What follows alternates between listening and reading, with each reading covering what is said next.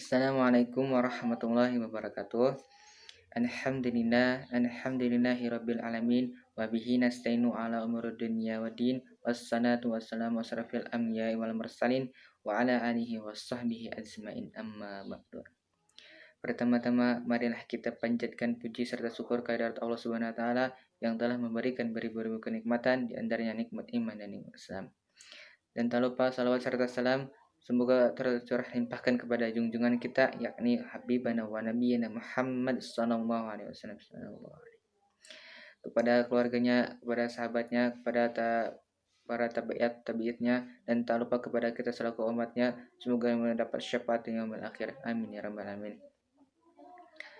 Perkenalkan, nama saya Rian Andriansa, kelas 11 TKJ. Di sini saya akan memaparkan tugas dari Pendidikan Agama Islam dan Budi Pekerti yang mengenai menjaga kelestarian lingkungan hidup. Oke, langsung saja ke pemaparannya. Allah menciptakan bumi dengan segala isinya untuk manusia, agar supaya manusia mengelolanya untuk mendapatkan manfaat dengan baik dan benar. Daratan yang membentang luas mengandung sumber daya alam berharga. Di sana, di permukaan bumi terkandung kesuburan tanah yang memberikan rezeki melimpah. Di sana pula, di dalam perut bumi terkandung aneka macam kekayaan tambang, mulai dari minyak bumi, emas, nikel, hingga batu bara. Belum lagi di yang laksana kolam raksasa penuh dengan aneka macam jenis kekayaan serta menawarkan rezeki tidak terbatas. Jika kenyataan tersebut belum bisa membawa kesejahteraan bagi umat manusia, tentu ada yang keliru dalam pengolahannya. Apalagi jika tersisa saat ini hanyalah kerusakan lingkungan hidup, hingga mengakibatkan terjadi duka nestapa bencana yang silih berganti. Allah pun berfirman dalam surah Ar-Rum ayat 41 hingga 42 yang berbunyi, A'udzu billahi minasy syaithanir rajim. Bismillahirrahmanirrahim. Dhuharal fasadu fil barri wal bahri bima kasaba aydinan nasi liyudhiyaquhum ba'dalladzi 'amilu la'annahum yarji'un. Qul siru fil ardi fanzuru kaifa kana 'aqibatul ladzi min qablu kana aktsaruhum musyrikin, yang artinya telah nampak kerusakan di darat dan di laut disebabkan karena perbuatan tangan manusia, supaya Allah merasakan kepada mereka sebahagian dari akibat perbuatan mereka, agar mereka kembali ke jalan yang benar. Katakanlah, adakanlah perjalanan di muka bumi dan perhatikanlah bagaimana kesudahan orang-orang yang terdahulu. Kebanyakan dari mereka itu adalah orang-orang yang mempersekutukan Allah SWT. Isi kandungannya, sudah mahfum bahwa Allah telah mengutus manusia di muka bumi untuk menjadi khalifah. Sebagai khalifah, manusia berkewajiban menjaga, mengelola, dan melestarikan bumi dan seluruh isinya agar tidak rusak. Kenyataannya, tidak jarang manusia justru lalai dengan tugas khalifahnya tersebut, sehingga bumi menjadi rusak. Inilah yang juga telah diperingatkan oleh Allah Subhanahu wa taala dalam ayat lain dengan firman-Nya, "Janganlah kamu berbuat kerusakan di muka bumi ini sesudah perbaikannya." Surat Al-A'raf ayat 56. Siapakah yang dianggap berbuat kerusakan di muka bumi? Mereka adalah manusia yang sekedar menggunakan akal dan nafsunya, tapi tidak memindahkan hati nurani dan ajaran agama dalam mengelola bumi ini. Akibatnya, segala aspek kehidupan di muka bumi menjadi timpang dan tidak seimbang. Kemajuan teknologi dan pengetahuan justru menjadikan manusia semakin jauh dari mengingat Tuhan. Peningkatan ekonomi di sisi lain justru kian menambah kerusakan alam yang sangat mudah dirasakan. Pembangunan di daratan maupun di lautan telah berimbas pada buruknya kualitas lingkungan. Polusi udara akibat menumpuknya zat-zat pembakar menyebabkan udara sebagai sumber energi menjadi tidak sehat. Dengan demikian halnya dengan air telah mengalami pencemaran berat yang mengancam kelangsungan kehidupan seluruh makhluk hidup. Kerusakan di muka bumi harus dihentikan. Sebagaimana disebutkan pada penghujung ayat ke-41, manusia hendaknya segera kembali.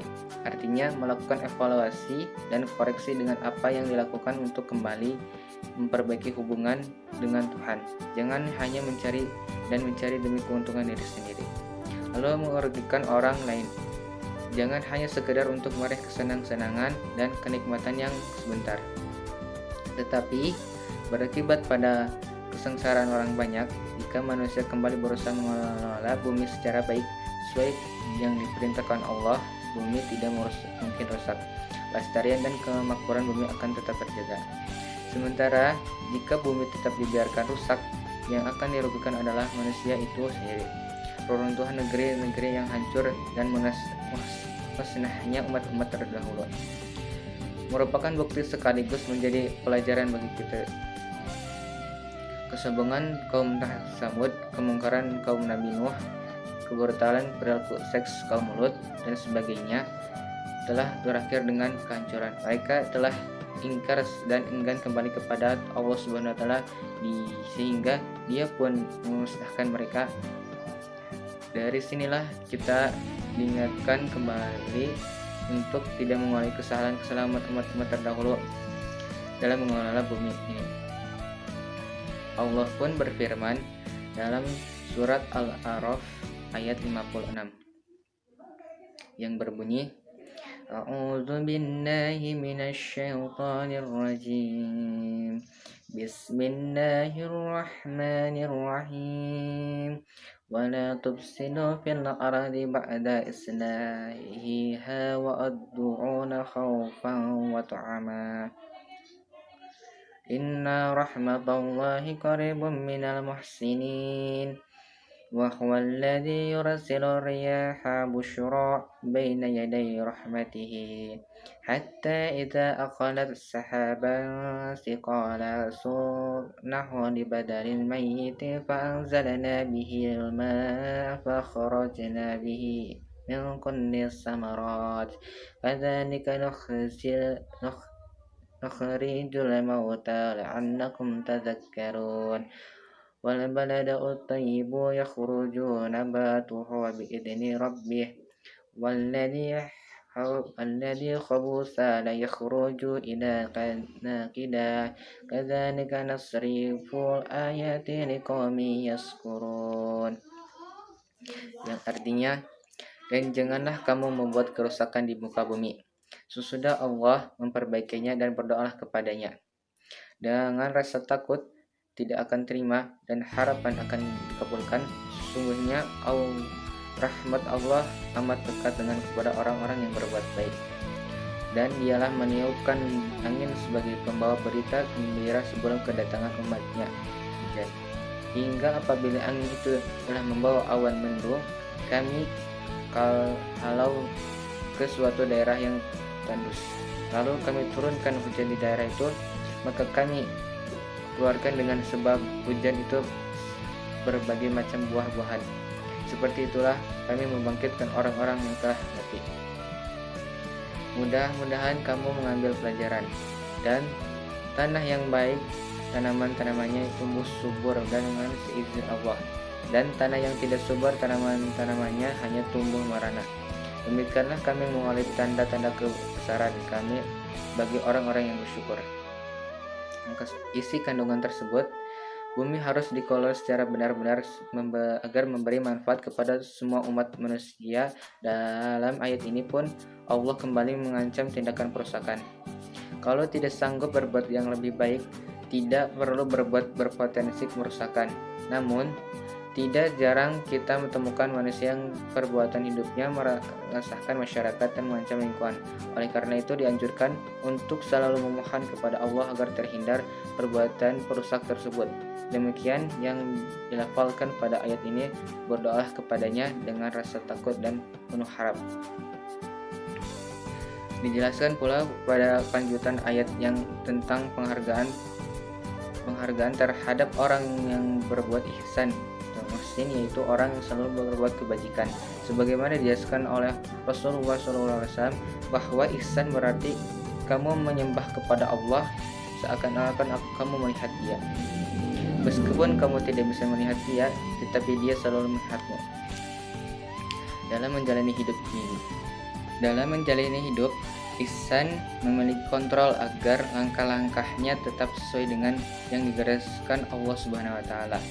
Tidak melakukan pelanggaran dan perusakan yang sesungguhnya hanya akan merugikan diri sendiri dan orang lain. Kesempatan hidupnya dijadikan sebagai sarana ibadah yang merupakan amanah Allah kepada manusia. Ialah yang selalu berusaha memperbaiki kualitas diri, baik imannya, ilmunya, profesinya, maupun dalam menjalin hubungan dengan orang lain. Kualitas diri tersebut merupakan cerminan dirinya yang memang telah bertakarub kepada Allah Subhanahu wa taala kapan dan dimanapun. Dengan demikian Allah pun akan memberi balasan berupa rahmat baik di dunia dan di akhirat. Pada ayat ke-57, manusia kembali diingatkan untuk memperhatikan alam sekitar, seperti termaktub dalam firman Allah, Dialah yang meniupkan angin sebagai pembawa kabar gembira. Jika menurut dalam bahasa Arab, kata dasar riyah yaitu rih, angin berarti angin. Kata ini seakar dengan kata ruh yang berarti nyawa atau arwah. Angin memang menjadi sumber kehidupan bagi makhluk hidup di dunia ini layaknya nyawa. Jika tidak ada angin atau dalam arti luasnya termasuk udara, cuaca atau suhu, kita pun akan mati. Oleh karena itu pantaslah jika angin dikatakan sebagai pembawa kabar gembira. Perhatikan pula tentang siklus kehidupan di bumi. Udara jika telah sampai pada puncak dinginnya akan berubah menjadi uap, dan uap berubah menjadi awan sehingga tebal dan menggumpal. Kemudian awan itu berubah menjadi air, karena dinginnya juga akan berganti menjadi salju. Apabila salju berat, selanjutnya akan menjadi hujan. Dengan turunnya hujan, basahlah permukaan bumi sehingga yang sebelumnya bertandus menjadi basah dan subur kembali. Dari sisi tanaman menjadi tumbuh dan berbuahan, binatang dan manusia tidak lagi kehausan. Demikianlah bukti Allah berkuasa untuk menghidupkan bumi yang sebelumnya kering dan mati menjadi hidup setelah diturunkannya hujan. Dengan demikian mudahlah Allah untuk bisa menghidupkan kembali orang yang telah mati pada hari kiamat kelak. Hal inilah yang hendaknya menjadi pelajaran bagi kita. Dilanjutkan pada ayat ke-58 tentang proses sunatullah, di mana jika hujan turun di tanah yang subur, tanaman tersebut akan tumbuh dengan baik. Sementara jika ternyata turun di tanah yang tandus, tanamannya pun tidak bisa tumbuh dengan baik. Ayat-ayat ini menjadi rahasia yang harus dibongkar dan dipelajari. Hendaknya manusia belajar dan merenungkan pada kebesaran Allah atas keseimbangan alam dan peristiwa yang terjadi. Jika manusia tidak mau berterima kasih kepada Allah, terlebih dengan berbuat sombong seperti berbuat merusak lingkungan, mengeksploitasi dengan melampaui batas, sungguhlah saatnya karena musibah segera terjadi. Musibah dapat berupa banjir bandang, kekeringan, tiupan angin, tanah longsor, kebakaran hutan, gempa bumi, tsunami, dan sebagainya. Satu contoh adalah yang dialami kaum Saba sebagaimana dijelaskan dalam surat Saba ayat mulai 15 sampai 20. Kaum yang tinggal di kawasan Arab Selatan itu karena enggan berterima kasih, karena sumber mereka berubah menjadi tandus kering. Lebih lanjut ke Ibnu Abbad dalam menafsirkan tanah yang subur layaknya seorang yang memiliki jiwa iman, sedangkan tanah yang tandus menunjukkan jiwa kufur dan enggan berterima kasih kepada Tuhannya. Ketika kedua kelompok tadi mendapatkan siraman ayat-ayat Al-Quran, jiwa yang mukmin kian menampakkan keimanannya, tetapi bagi yang berjiwa kafir sangatlah sulit untuk bersyukur sehingga tetap pada kebodohan dan kemerosotan akhlak. Allah pun berfirman dalam surat Shad ayat 27. Bismillahirrahmanirrahim. Wa ma khalaqnas samaa'a wal arda wa ma bainahuma batina. Dzalika dhannul ladzina kafaru fawailul lil ladzina kafaru min nar. Shadaqallahul adzim. Yang artinya, dan kami tidak menciptakan langit dan bumi dan apa yang ada di antara keduanya tanpa hikmah. Yang demikian itu adalah anggapan orang-orang kafir, maka celakalah orang-orang kafir itu karena mereka akan masuk neraka. Isi kandungan tersebut tidak ada kesia-siaan dalam penciptaan langit dan bumi. Menurut ahli tafsir, kata batil dalam ayat ini bahasa mengandung arti tidak ada manfaat dan hikmahnya. Jadi sungguh salah anggapan bahwa dalam menciptakan langit dan bumi tidak mengandung manfaat dan hikmah. Ada juga menafsirkan bahwa dikatakan batil karena tidak ada akibatnya bagi manusia. Dengan demikian kekeliruan sebagai orang karena menganggap tidak ada akibatnya, dibolehkan untuk berbuat apa saja tanpa kaitan dengan akibatnya. Anggapan keliru sebagaimana yang disinggung pada ayat di atas menyebabkan sebagian manusia berkecenderungan untuk berbuat semau hati dan merusak. Allah bahkan mengingat sikap tersebut sebagai orang-orang kafir. Dengan kekafirannya mereka menganggap dunia tidak ada arti dan gunanya sehingga mereka berbuat sesuka hati tanpa khawatir dan balasan dan perbuatan pada perbuatannya. Padahal di akhirat kelak akan mendapatkan hukuman neraka. Allah pun berfirman dalam surat Al-Baqarah, Bismillahirrahmanirrahim. Huwallazi khalaqakum ma fil ardi jami'an tsumma istawa ilas samai fasawwahunna sab'a samarati wa huwa bikulli syai'in alim. Shadaqallahul adzim.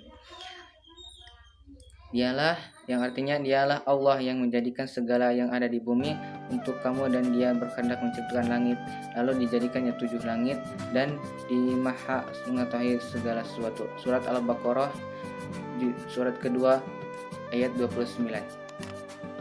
Isi kandungannya tersebut, segala sesuatu yang ada di langit dan di bumi merupakan karunia Allah yang diberikan kepada umat manusia.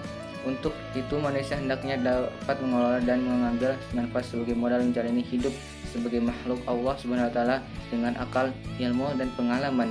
Manusia harus dapat mengelola bumi agar terkelola dengan baik serta terjadinya kelestarian. Kaitannya dengan 7 langit disebutkan dalam ayat ini, kalangan musyafirin berbeda pendapat apakah berarti jumlah pembatasnya yang memang 7 planet dan galaksinya ataukah hal yang lain. Akan tetapi cukup bagi kita meyakini bahwa jumlah langit adalah banyak. Ayat ini merupakan anjuran bagi kita agar tertafakur memikirkan besarnya rahmat Allah yang diberikan kepada kita hingga itu. Karena itu sudah seharusnya rasa syukur tersebut kita mewujudkan dengan bersembah sujud di hadapannya. Demikian, terima kasih dari saya yang telah mengabarkan menjaga kelestarian lingkungan di dalam pembelajaran pendidikan agama Islam dan budi pekerti. Sekian, terima kasih dari saya. Mohon maaf apabila ada kesalahan. Wassalamualaikum warahmatullahi wabarakatuh.